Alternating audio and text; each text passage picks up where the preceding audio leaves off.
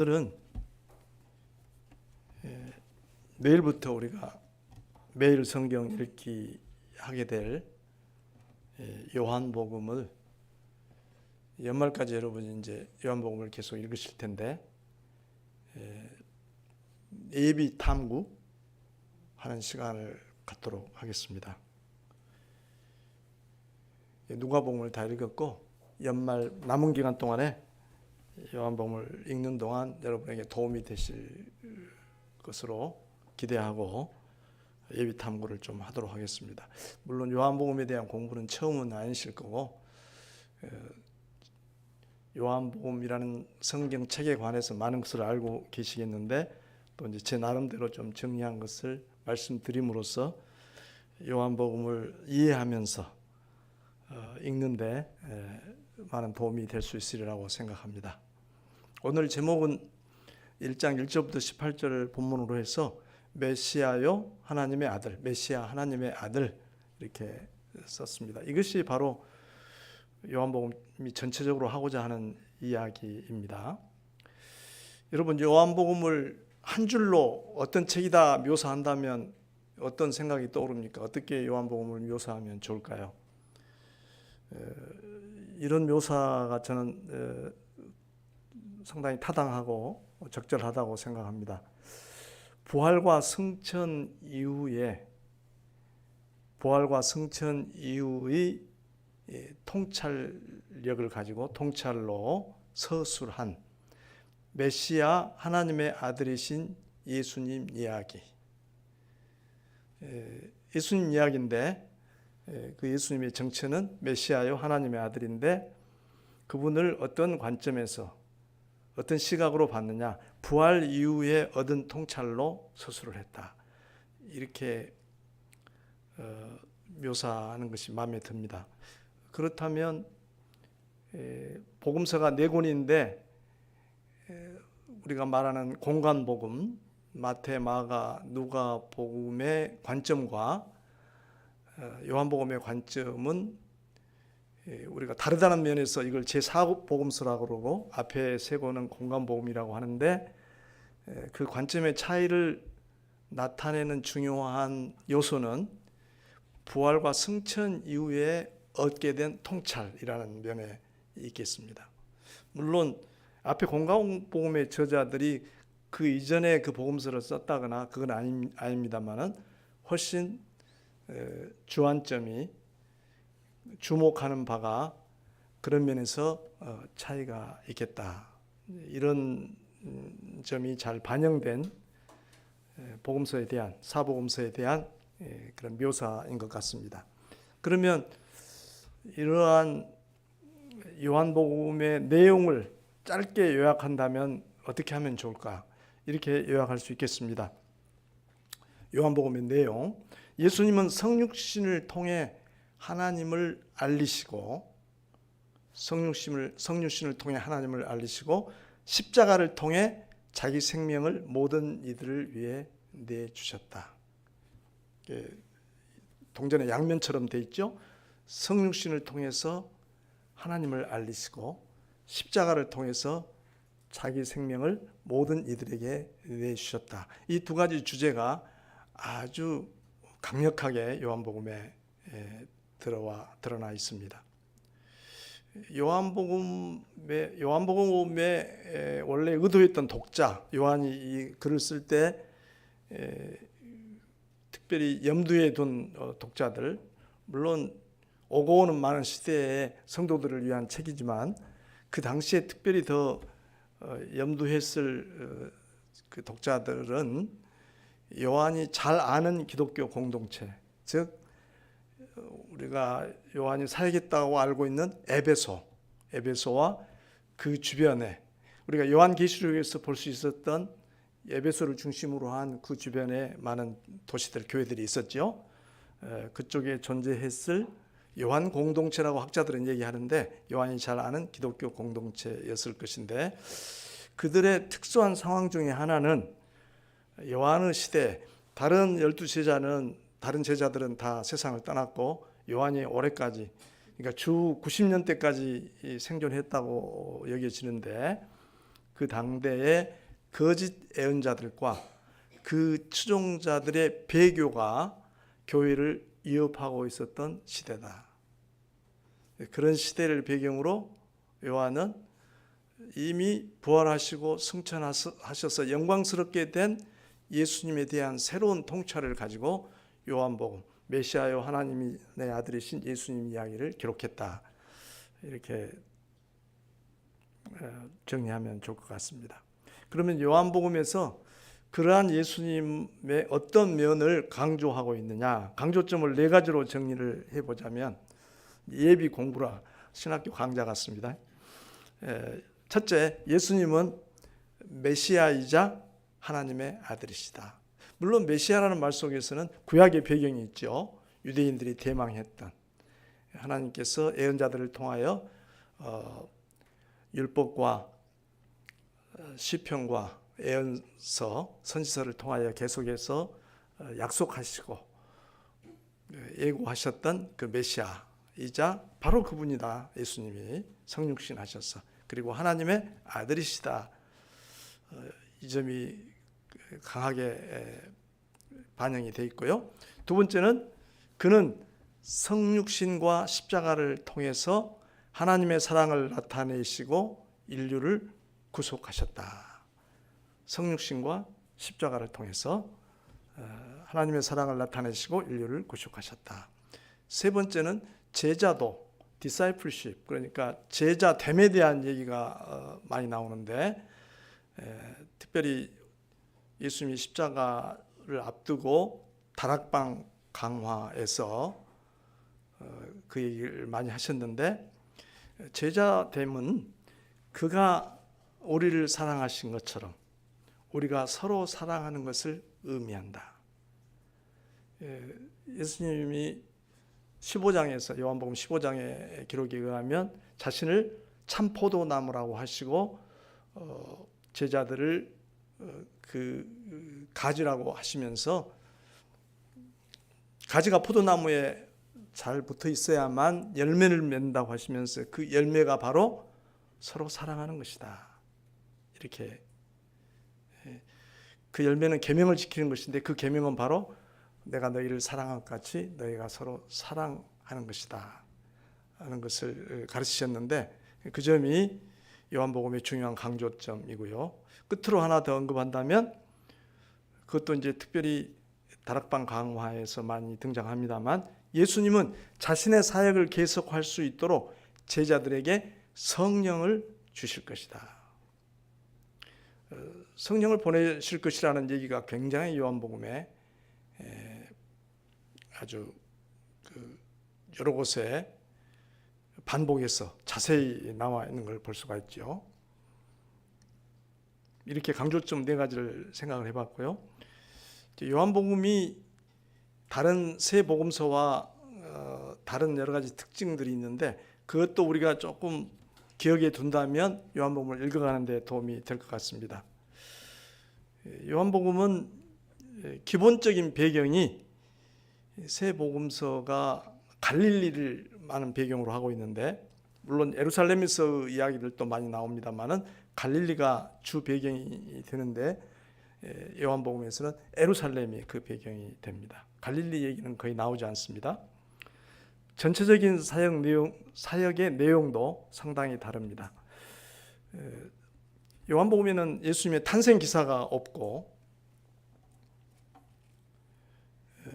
비유가 거의 등장하지 않아요.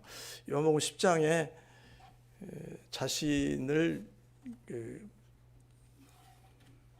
선한 목자요 문이라고 하는 것이 뭐 비유적인 표현이긴 하지만, 그 외에 자신을 비유하는 표현은 거의 없습니다. 그리고 귀신을 쫓아내는 그런 에피소드, 그런 이야기도 없고요. 또 예수님이 세례 받으신 이야기, 광야의 시험과 변화산에서 변화되신 이야기, 또 주님의 만찬에 대한 기사, 물론 다락방 광야의 배경이 주의 만찬을 행했던 그 장면이지만 주의 만찬을 행했던 기사, 이런 것들은 없습니다. 또 세 복음서가 앞에 공간 복음이 하나님 나라를 직접 언급하고 강조하는 대신에 여기서는 생명을 주시는 예수님 자신을 강조하고 있는 걸 볼 수가 있습니다. 그리고 여기에 기록된 예수님의 교훈들은 공관복음에서처럼 짧고 간결하고 기억하기 쉬운 그런 표현, 그런 묘사로 되기보다는 대부분 긴 설교, 긴 강화로 형태로 우리에게 제시됩니다. 이것이 이제 요한복음을 읽을 때 상당히 어려운 점이고 가다 보면 길을 잃어버리기 쉬운 그런 점입니다. 많은 생각을 요하는 부분이죠. 그러면 공관복음과 요한복음이 왜 이렇게 다를까? 이 점은 아까도 언급했던 그 점 때문인 것 같습니다. 즉 요한복음은 예수님의 부활과 성령 강림 이후에 요한이 얻게 된 예수님에 대한 통찰, 아마 새 복음서 기자들은 거기에 깊이 들어가지 않은 예수님에 대한 깊은 묵상과 통찰이 있었죠. 깨달음이 있었죠. 그걸 기초로 해서 예수님 이야기를 서술하기 때문이다, 이렇게 볼 수가 있겠습니다. 거기다가 다시 언급합니다만 요한 당시에 예수님의 정체성을 부정하고 왜곡하는 거짓 선지자들이 많이 출현했기 때문에 그들을 대상으로 한 의식한 변증의 목적이 큰 것 같습니다. 그 거짓 선지자들의 대표적인 그런 집단들은 영지주의라는 집단이었죠. 그래서 예수님의 성육신을 부정하고 굉장히 교회에 위협이 되는 집단이었죠. 그 영지주의의 영향 때문에 요한은 요한 서신에서 요한 1, 2, 3서에서 그 점을 굉장히 경계하고 있는 것도 우리가 알고 있습니다. 그들은 예수님의 성육신과 죽음, 부활이 지닌 구원의 의미를 부정했습니다. 성육신 자체가 부정이 되어버리면 그의 죽으심, 부활이 가진 구원의 의미라는 것은 사라져 버리겠죠. 또 주님이 그토록 강조했던 제자도의 요체인 사랑의 계명도 그들은 저버렸습니다. 따라서 요한은 예수님이 육신을 입고 인간의 역사 안으로 오셨음을 자주 강조합니다. 그래서 예수님이 피곤을 느끼시고 갈증을 느끼시고 죽은 친구 앞에서 눈물을 흘리시고 그의 십자가에서 그의 창에 찔렸을 때 그것이 허상이 아니라 옆구리에서 물과 피가 흘러나왔고, 이런 이야기들을 많이 기록하고 있습니다. 또 한 가지 특징은 요한은 이야기로 어떤 사건 이야기, 실제로 일어났던 사건 이야기로 새 장을 시작을 해가지고 그것을 강화, 그러니까 설교 형태로 발전을 시킵니다. 그런데 그걸 읽다 보면 우리는 어디에서 예수님의 말씀이 끝나고 거기에서 더 발전된 요한의 해석, 설교가 시작이 되는지 잘 구별하기가 어려울 때가 많습니다. 예컨대 첫 번째 그 에피소드 가운데 3장에 가면 예수님이 니고데모와 만나신 이야기가 나오는데 니고데모하고 대화가 계속 진전이 됩니다. 그러다가 어느 시점에 그 사건을 기초로 한 설교로 그것이 전환되는 걸 볼 수가 있거든요. 그 부분에서 우리 한번 11절 가보도록 할까요?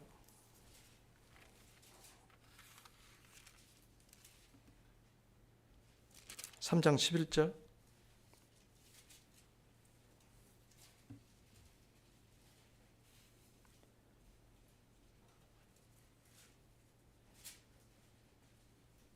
우선 10절에서 너는 이스라엘의 선생으로서 이러한 것들을 알지 못하느냐.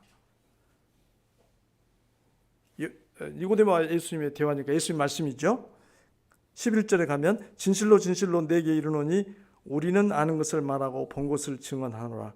그러나 너희가 우리의 증언을 받지 아니하는도다. 11절에 와서 우리라는 예수님과 니고데모 1대1 대화에서 거기서 이제 우리라는 대명사로 인칭 대명사가 바뀌면서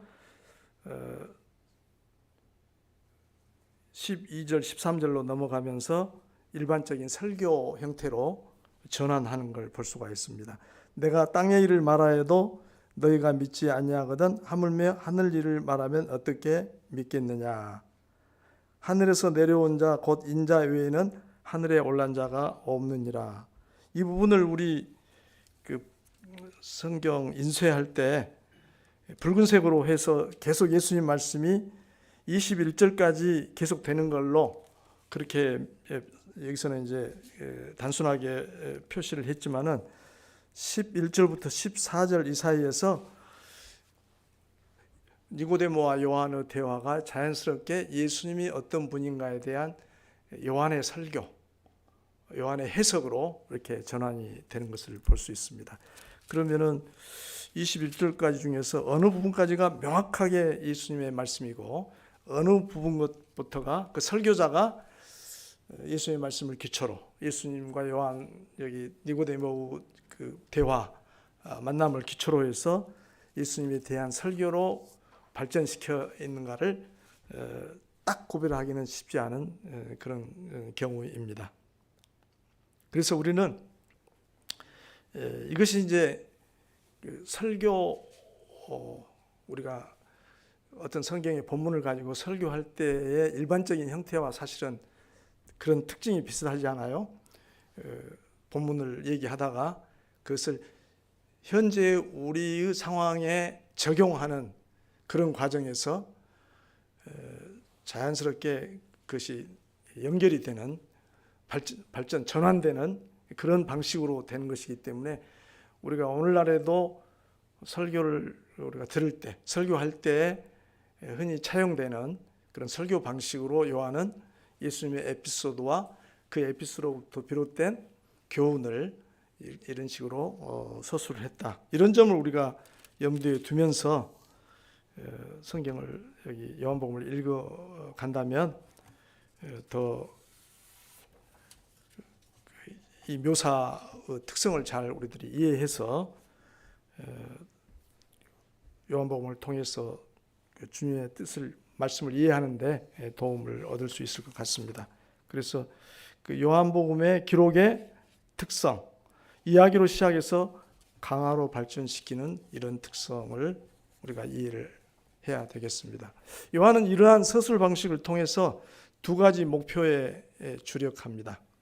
반복이 되지만 첫째, 그는 예수님이 유대인의 메시아로서 역사에 깊이 뿌리를 내리고 있음을 증명하는 데 특별히 관심을 기울입니다.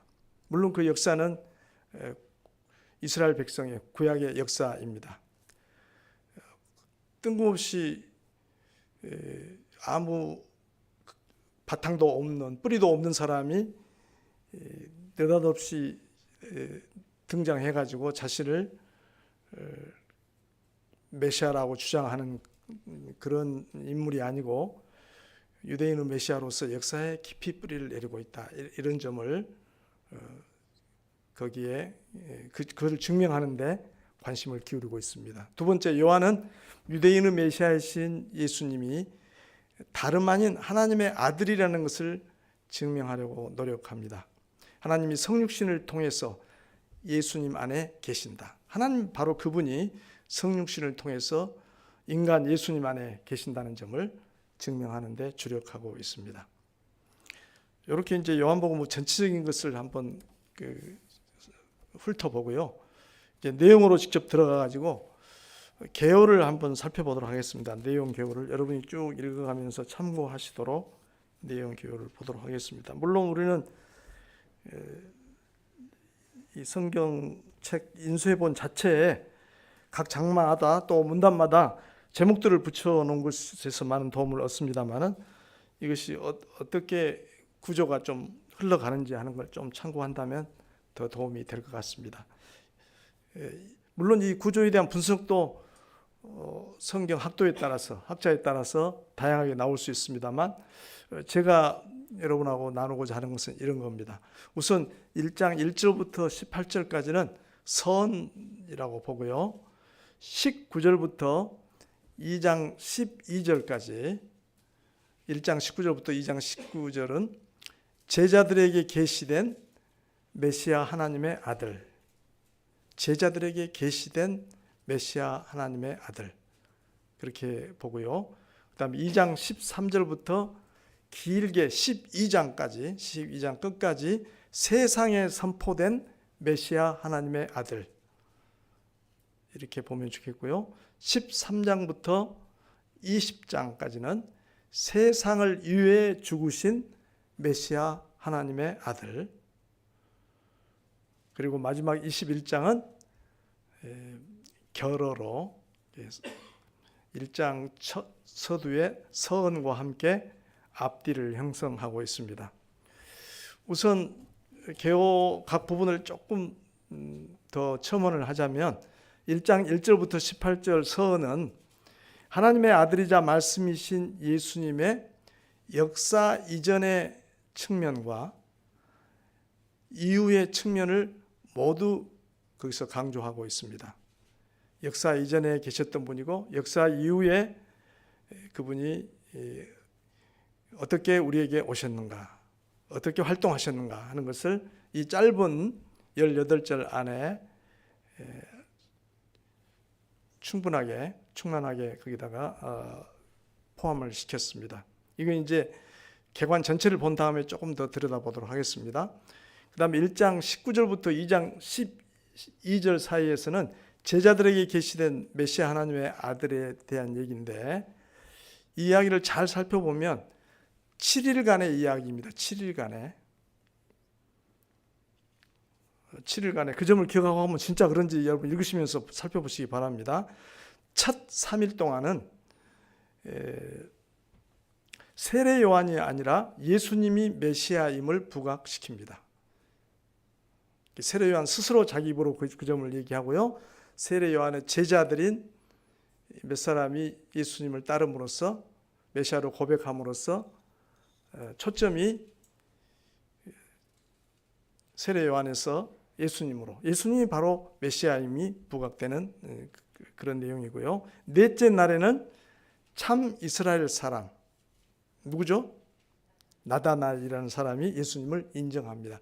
그 짧은 기사고 나다나엘 한 사람이 등장하지만 그가 참 이스라엘 사람이라고 묘사된 점을 우리가 주목해야 됩니다. 참 이스라엘 사람.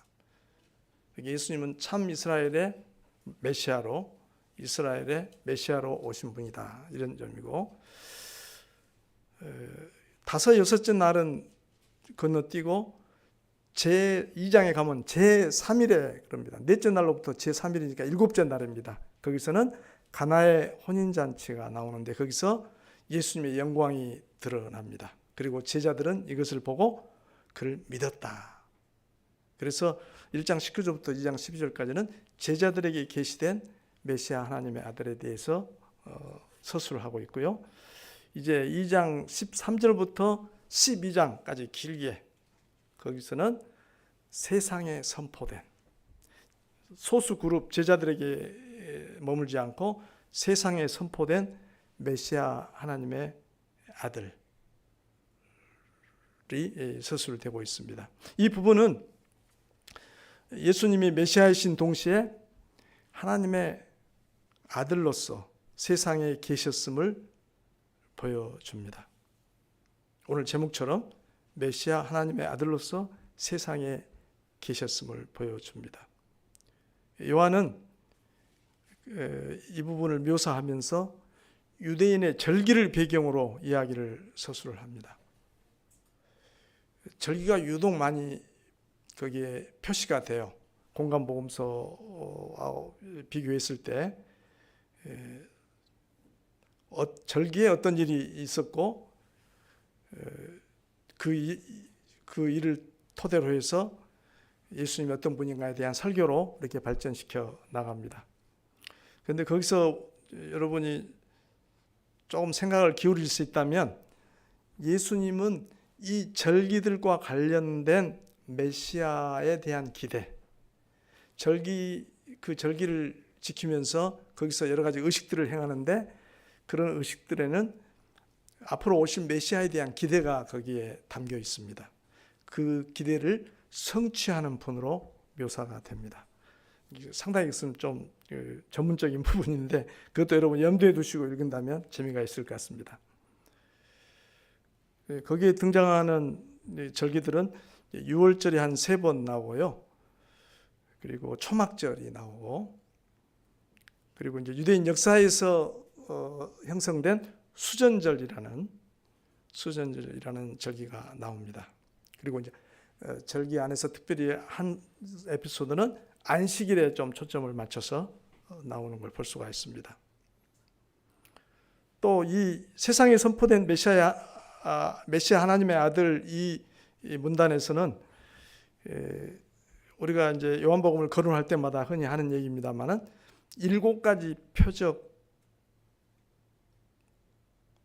표적이 등장하죠. 7가지 표적. 표적이란 말은 예수님이 하나님께서 보내신 구원자 메시아이심을 보여주는 놀라운 일을 표적이라고 그러죠. 7가지 표적이 등장합니다.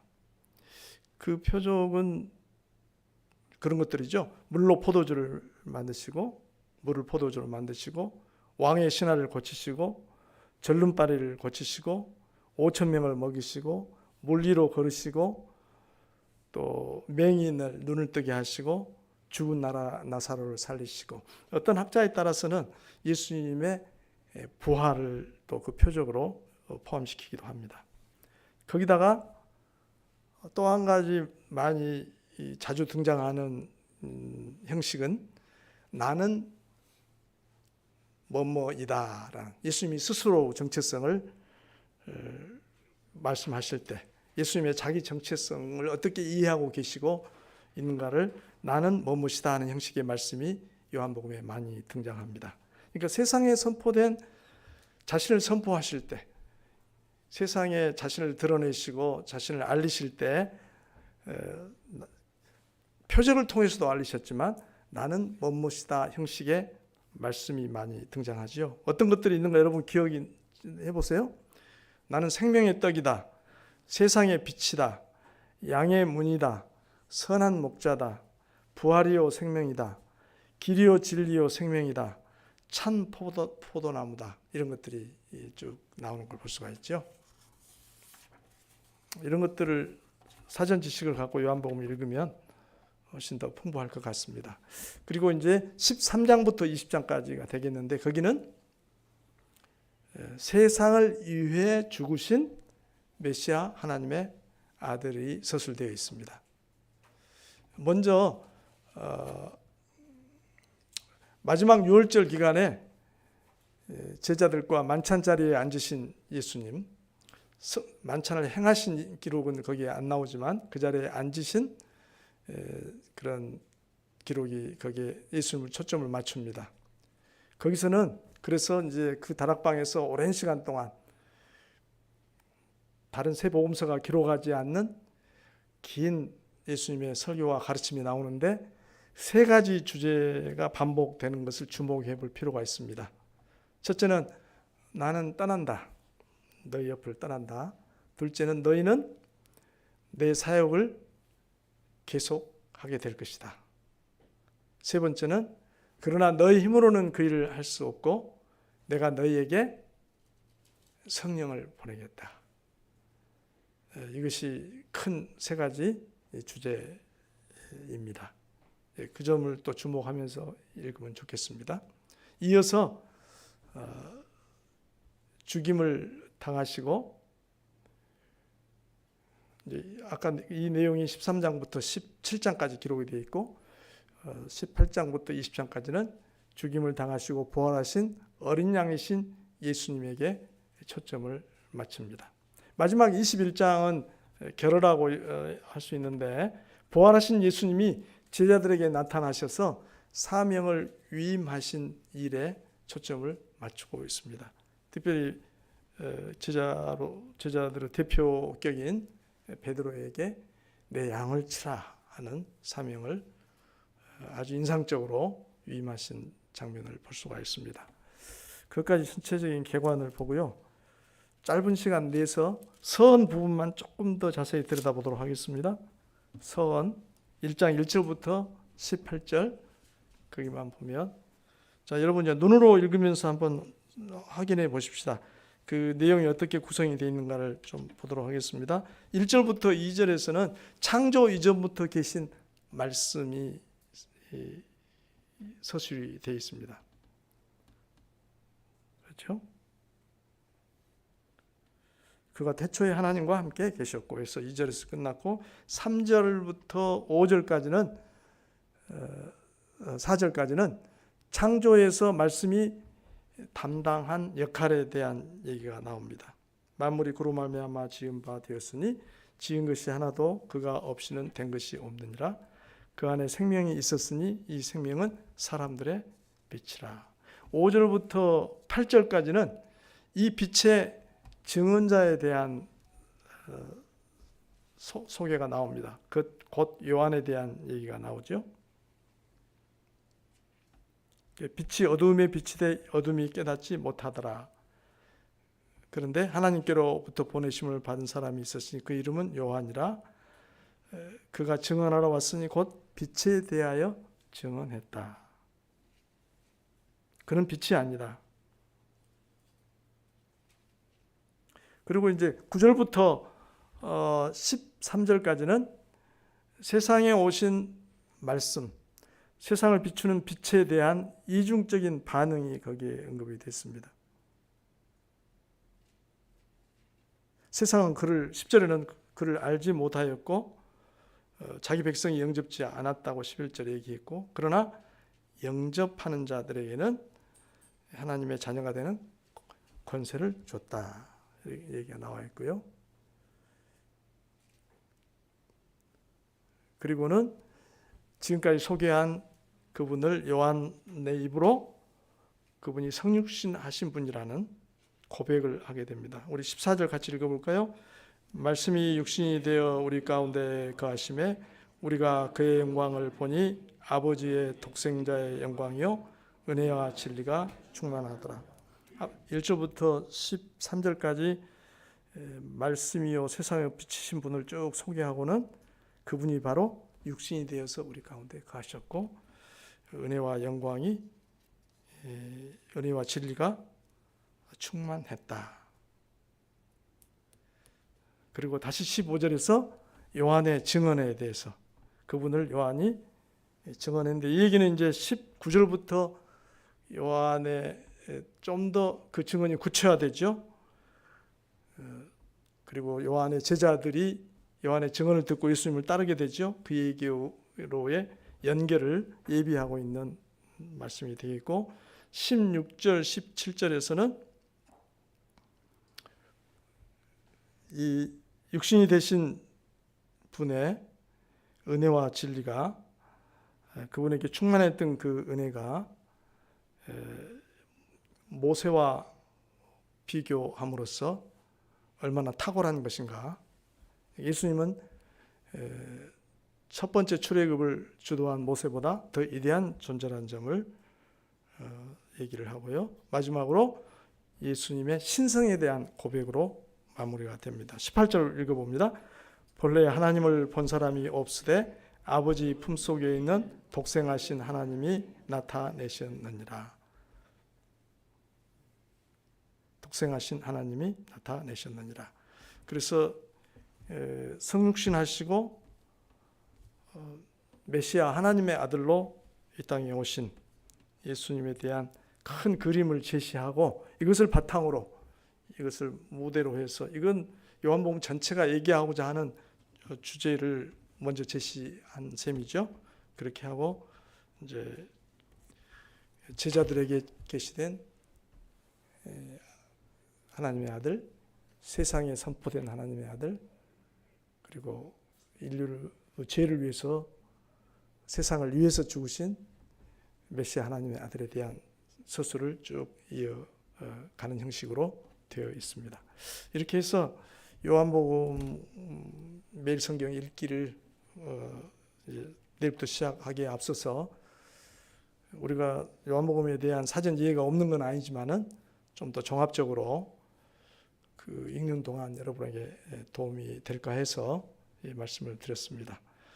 요한복음 읽는 동안 주님을 더 깊이 알고 주님에 대한 사랑과 또 그분의 백성으로서의 우리의 정체감을 좀 더 든든하게 구축하는 기간이 되시기를 바랍니다. 이 긴 이야기를 이렇게 요약을 해보겠습니다. 공간 복음서들이 이스라엘과 당시 세계의 역사에서 예수님이 수행하신 역할에 관심을 두었다면 요한복음은 전 역사의 구도, 즉 창조에서 시작하여 고난과 부활에 이르기까지 그 전 역사의 구도에서 예수님이 수행하신 역할에 관심을 기울입니다. 요한복음은 메시아이신 예수님이 바로 영원한 하나님의 아들이시라는 것을 말하고 있습니다. 기도하십시다. 자비하신 우리 주님, 오늘 요한복음 탐구를 통해서 예수님에 관해서 다시 생각하게 하시니 감사합니다. 앞으로 요한복음을 읽어가는 동안 예수님을 더 알아가게 하여 주옵소서. 그리하여 예수님을 더 굳게 믿으며 더욱 뜨겁게 사랑하게 하여 주옵소서. 예수님이 우리를 사랑하신 것처럼 우리도 서로 사랑하는 예수님의 참 제자들로 서게 하여 주옵소서. 예수님의 이름으로 기도합니다. 아멘.